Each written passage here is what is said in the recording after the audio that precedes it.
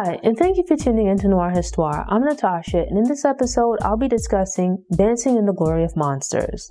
Dancing in the Glory of Monsters by Jason Stearns attempts to explain the causes of the Congo Wars and the events that unfolded once the fighting began.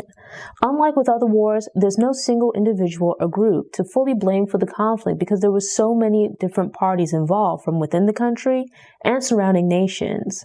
The conflict received relatively little coverage in other parts of the world, due in part to its complexity.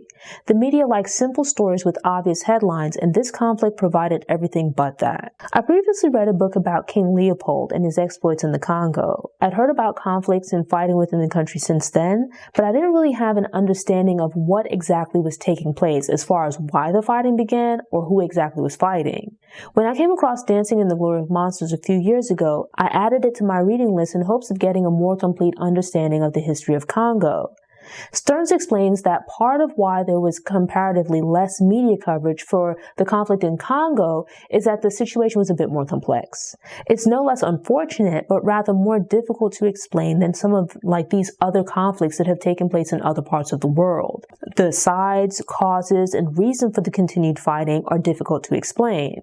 There are no clear-cut explanations, and there are no obvious good guys or victims versus villains. It's estimated that about 5 million people had died since the conflict began in about 1996. For comparison, an estimated 6 million people died during the Holocaust. The majority of deaths in this conflict weren't directly a result of violence, but rather the side effects of the fighting. War and poverty combined with the state's failing infrastructure resulted in people being unable to access proper food, medical care. To put the war in context and make it easier to understand, Stearns explains that the conflict in Congo is unlike many of the world's recent wars. It's not about one country fighting another, or even a government fighting a militant group, or even two ethnic groups fighting each other. Instead, it's more like, if you think of centuries ago, before there were clearly defined countries, but rather just groups spread across regions and empires. Consider America as an example.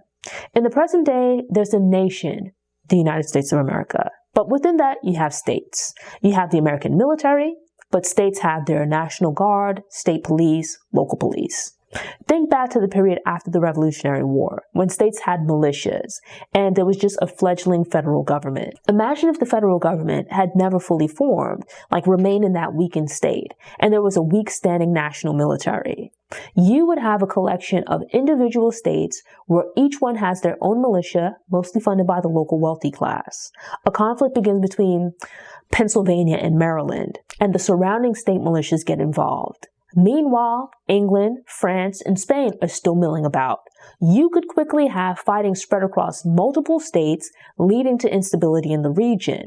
It could become an incredibly messy, every man for himself situation, complicated by all of these different factions fighting for their own reasons. To properly tell the story of the Congo conflict, Dancing in the Glory of Monsters first dives into explaining the conflict in Rwanda, including the genocide, which began in 1994.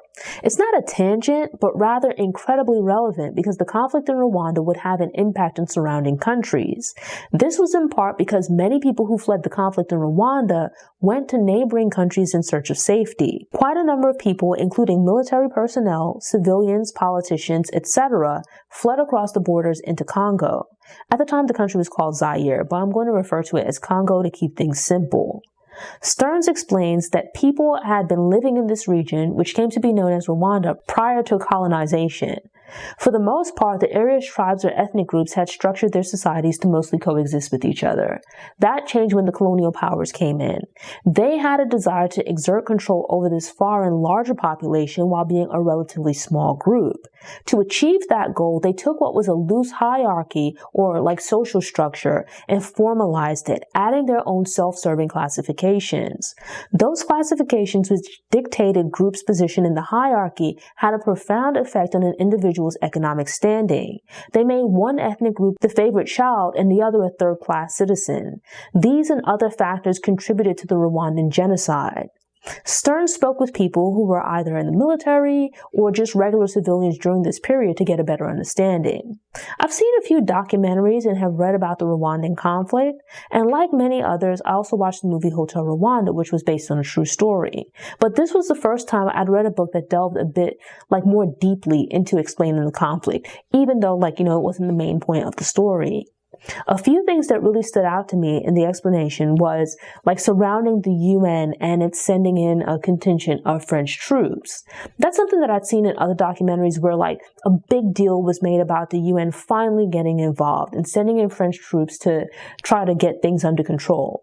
But it's explained that this was after France had been supplying the Rwandan government with weapons and training. While France didn't necessarily instigate this conflict, they contributed to the circumstances that would give rise to such a conflict. They then stepped in afterwards as the good guys, heroes really, trying to bring peace to the region.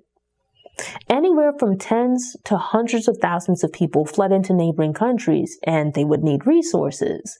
This sudden influx of people resulted in the prices for food, for example, going up several times over. Because so many people had weapons, and not like handguns, but high-powered rifles and rocket launchers, it greatly devalued the price of weapons. When entering neighboring countries, people were told to turn over their weapons at border checkpoints.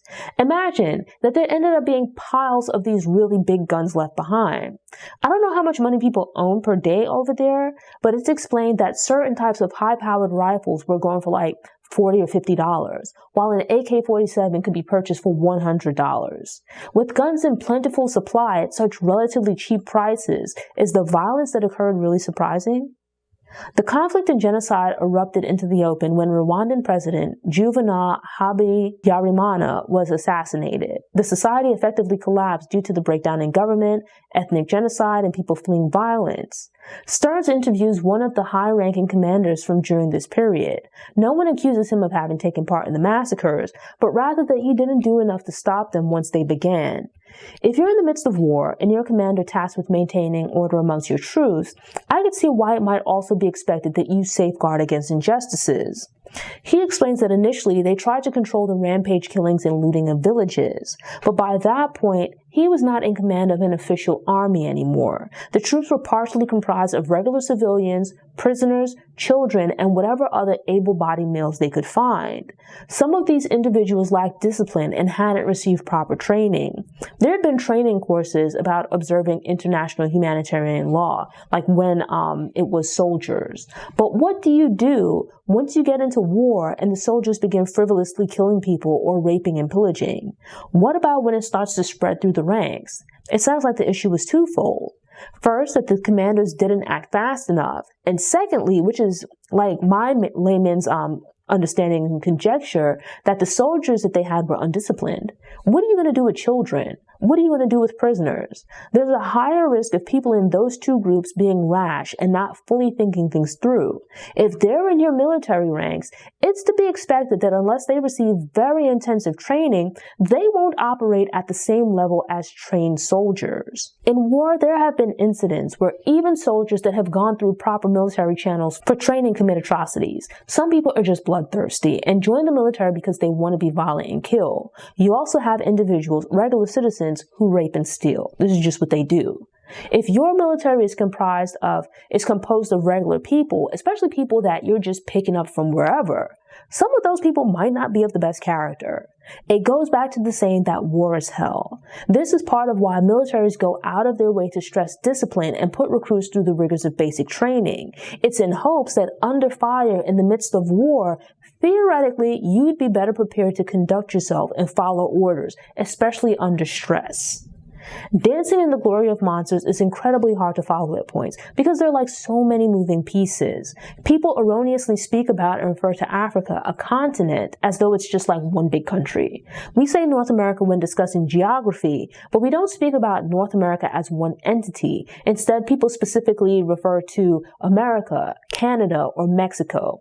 It's much the same with Europe. Consider America. There are individual states, each of which have their own governments, histories, culture, etc. This is based in part on where they're located in the country. There's a federal government, but a lot of the day-to-day things are handled at the state or local level. Even within states, you have regions and cities with vast differences. In New York State, there's New York City, but also places like Syracuse, Rochester, and Buffalo. Larger cities lean more liberal, while rural areas and smaller communities lean more conservative.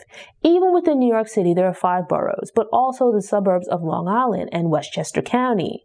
Neighborhoods like East New York or Brownsville are worlds apart from the Upper East Side or the Hamptons.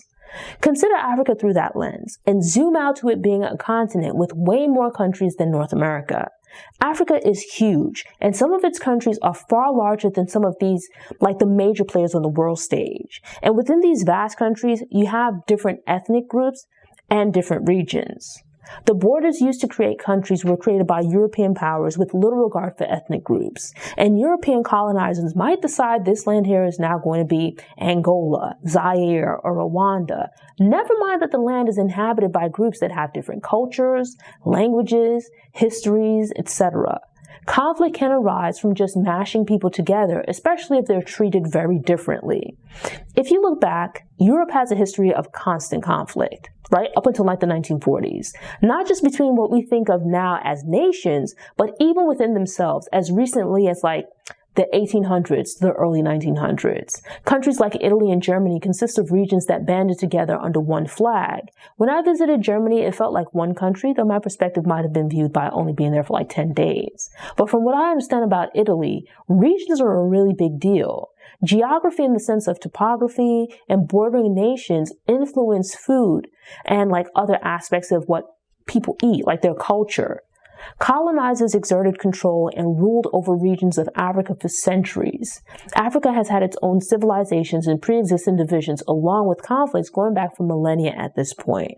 But further complexity was added by these occupying forces. The imperialist powers began withdrawing in the 1900s, but remnants of the systems they created remained in place. By the 60s, African nations were now supposedly independent, but external forces continued to interfere, putting in power particular politicians and assassinating or otherwise removing from power other politicians. There were certainly corrupt individuals within these countries as well as ethnic prejudice.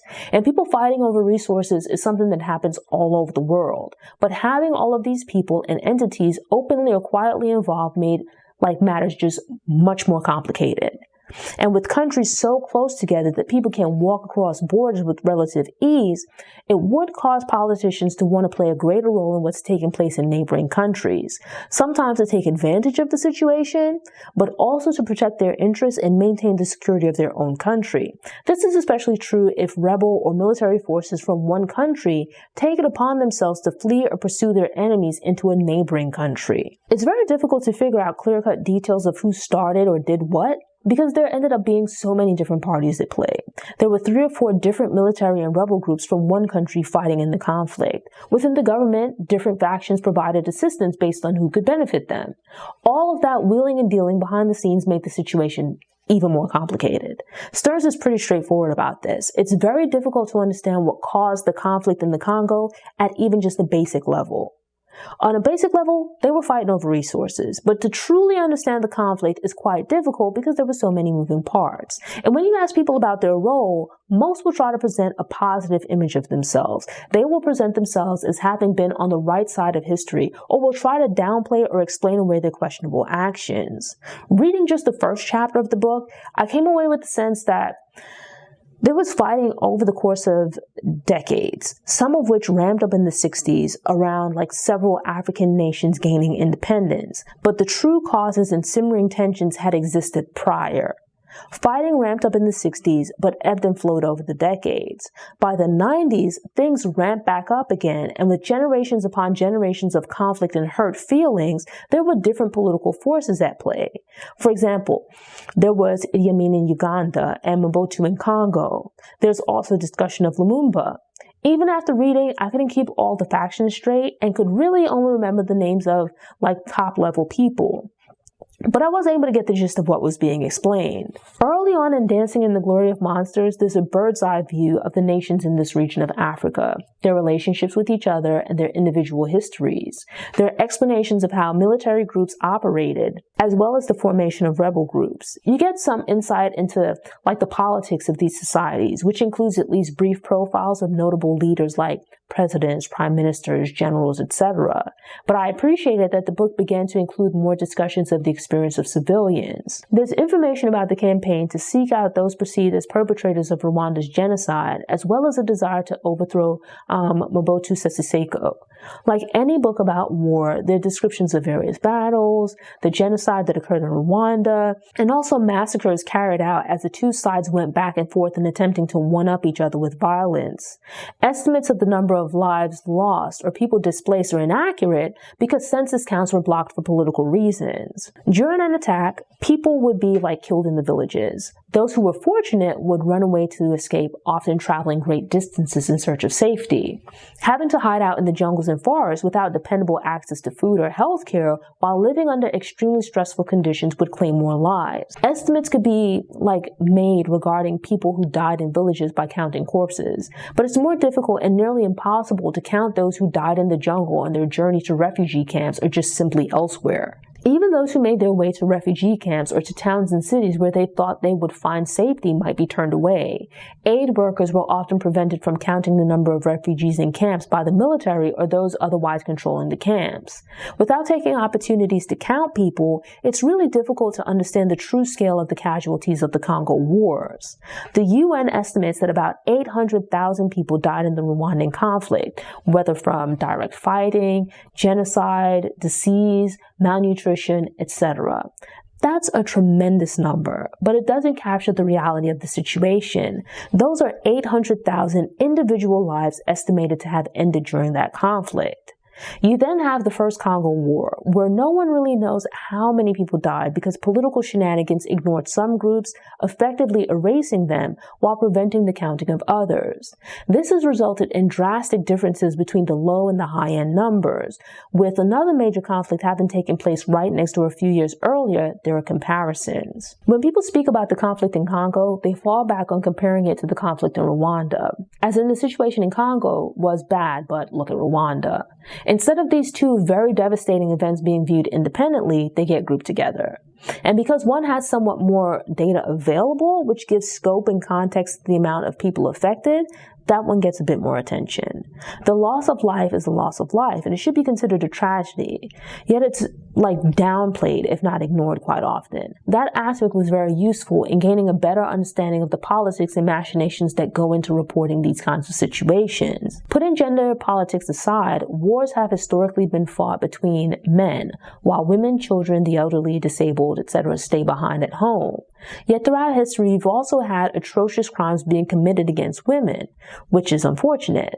But for the most part, up until recently, women were not out in the battlefield. Theoretically, under the rules of honorable engagement, you don't launch attacks on civilians. But what you see here is a hunger for revenge, fueled in part by the inflammatory rhetoric that's been drilled into the soldiers and civilians, promoting prejudice against other groups. When soldiers or rebels go into an area, they're not just killing their official opposition, they're also viciously murdering civilians. In college, I had to give a brief presentation about the Boys' War, the name given to the reality that child soldiers were being used in the Congo War.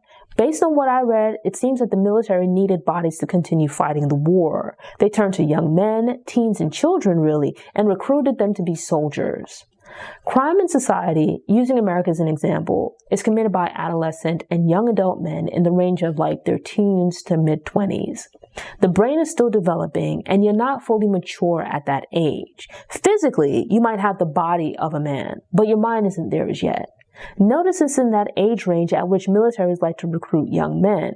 That's also the age at which gangs and criminal organizations tend to recruit men.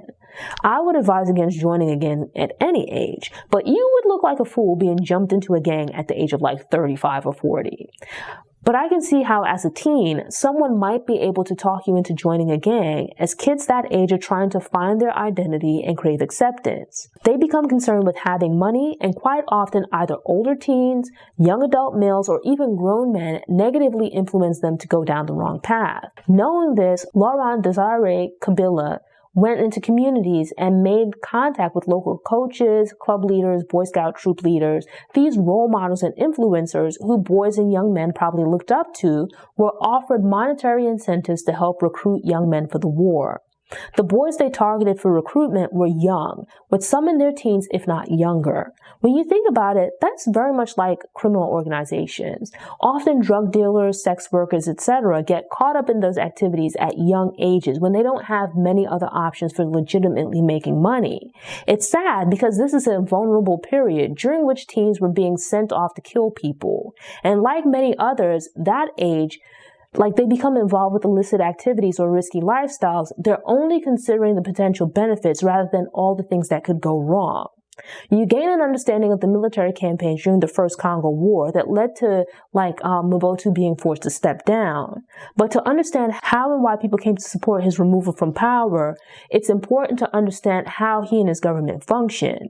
There was a lot of bloodshed, but Mobutu eventually choosing to step aside after ruling for 30 years allowed the conflict to end. This is something you see in other instances, where there's a revolution and individuals or even a group believing they're better capable of running the government. They position themselves as having the best interests of the people in mind, only to get into power and repeat some of the faults and mistakes of previous administrations, or they find the work more difficult than imagined.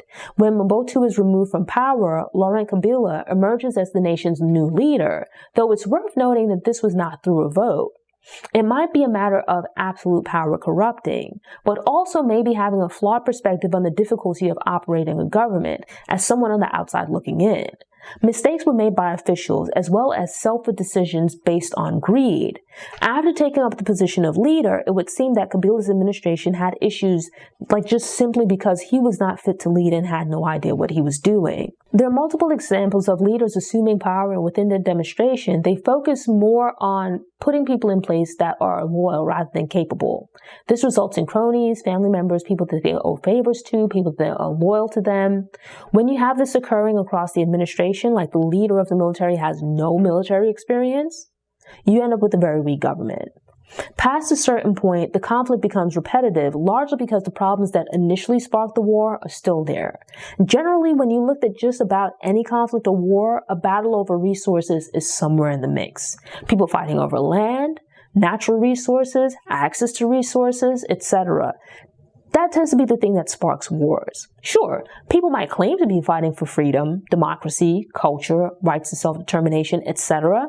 But at the root, resources are somewhere in the mix. In this case, there's a constant shifting both within Congo and also with nearby countries. When a conflict occurs in one place, refugees tend to flee in search of safety.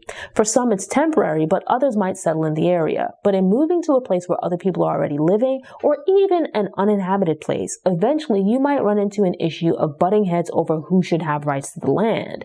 You see this with Mobutu, in Rwanda, and with Kabila and some of the other individuals later involved in this fight for resources. Despite these being what we would now think of as black people, there's a fight here because this is sub-Saharan Africa, where just about everybody is black, and the concept of race as we know it is a relatively recent creation. But ethnic groups or tribes have existed for millennia before. They've been fighting, whether that's based on ethnicity, where you're from, etc. Europeans just added fuel to the fire, and with the availability of guns and heavy weaponry, it makes these conflicts even more violent and devastating than they might have been in the past. You now have this issue where a person comes to power and they make all types of promises about what's going to change and how things will improve, but they fail to deliver. What would often happen is that greater emphasis would be placed on loyalty rather than the competency and capabilities of officials. Insecurity would lead to them passing over people that were capable and therefore a potential threat to their power. These leaders and their cabinets would make decisions that were beneficial to them without paying attention to how they would create long-term issues that might destabilize the country. This was the case with Mobutu and led to him being pushed out of power, but also occurred under Kabila. They might have begun with genuine concerns for the population, or at least campaigned uncaring. But once in place, they and the people around them would use their positions as an opportunity to fill their pockets. They sacrificed the greater good of the country for their personal gain. While the book is focused on this region of Africa, this is something that you also see elsewhere in the world, even here in America. America is an incredibly wealthy nation. Many of these African countries have a lot of natural resources, but they don't necessarily have the same infrastructure as other nations around the world. America is a very wealthy country, but a lot of its wealth is concentrated in a relatively small percentage of the population. If politicians and other people in power really took the time to consider what would be like the greater good for the mass of people, decisions would be made differently. That's not to imply that there would be like no poverty or that everyone would be rich, but rather that the disparity between the wealthy and the dirt poor might be less. You don't always have the most ethical people seeking out these kinds of positions. And even when people start out with good intentions, there's temptation along the way as opportunities to gain power and or make money present themselves. Unless you're a very disciplined and ethical person, a lot of people might choose to do what's best for themselves rather than what's best for everyone else. So it's like they're in the midst of fighting wars, but officers within the military are selling off the weapons. So like tanks, plane parts, etc. It's not like the war was over or winding down and they were selling surplus.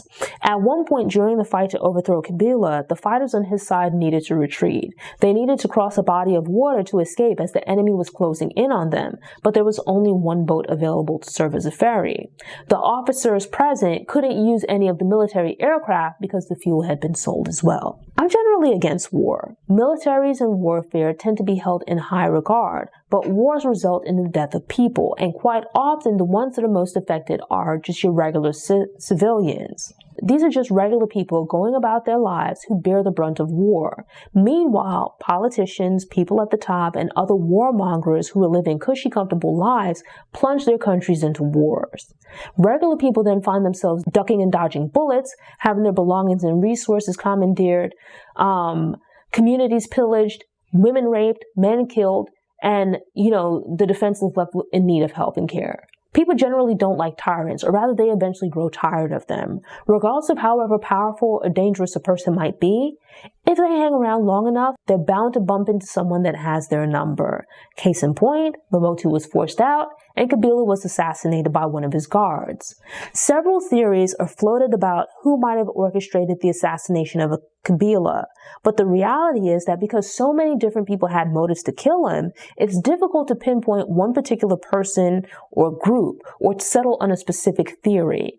It's believed that some might not have been directly involved in the assassination plot, but knew it was in motion and chose to not interfere. Seeing the benefits of Kabila's murder, they did nothing to warn anyone or to prevent it from happening.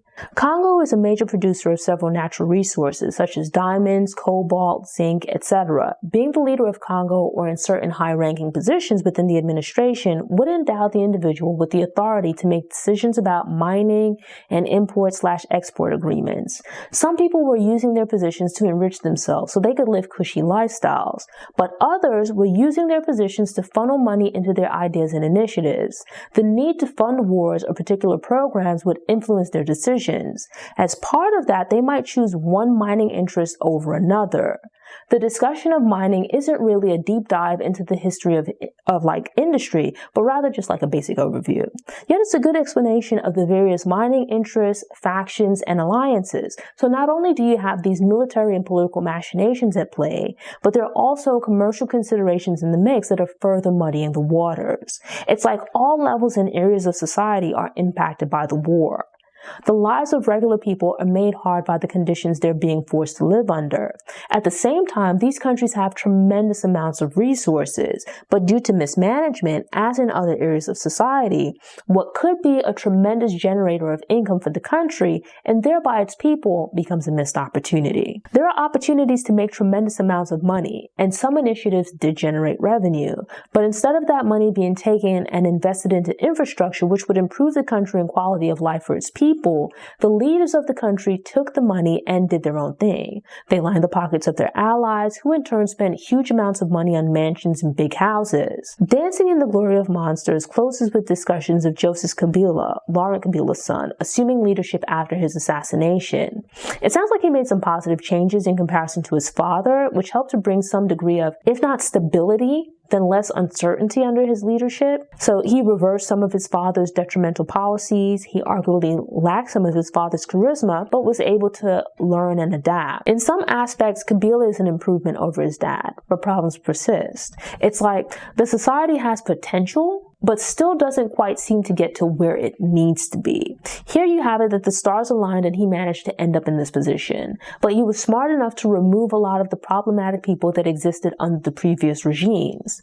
It's noteworthy that he was able to move aside several of these high-ranking officials who contributed to the problems of his father's regime. So while he might not have had his predecessor's panache, he had the diplomatic and political savvy to navigate the situation, to work around and remove some of these people that could have otherwise been a tremendous hindrance and even a threat to him. The issues regarding mining and resources continued to some degree under his regime, though it was a major achievement that he was ultimately able to end the large-scale fighting. But as Stearns explains, because of these, not just generations, but centuries of problems and unrest in this region, they're still very deep-seated issues to overcome. The broader problems in this society are still there, but what the solutions to resolving them should be are unclear because there's no easier, straightforward path to a more successful future. Stearns does throw out some ideas as to how and why steps should be taken to put these nations on better footing, to resolve some of these long-term problems and rebuild these societies.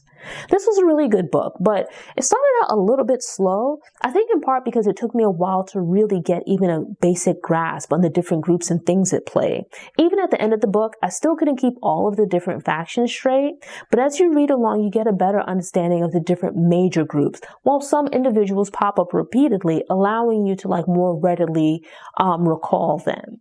Just be prepared that you're going to have to put in some effort, right? That is if you're not already familiar with these events. It's definitely worth checking out. Dancing in the Glory of Monsters is focused on the mid-1900s or so to the recent past. The book is a good starting point for gaining an understanding of this period in the Congo's history, but you'll probably have to seek out other books to get a real understanding of the periods prior to that. Thanks for tuning in. Show notes are available on the Noire Histoire website via the link in the episode description. If you enjoyed this episode and want more book recommendations, subscribe to the channel, click the notification bell, and check out my book review playlist.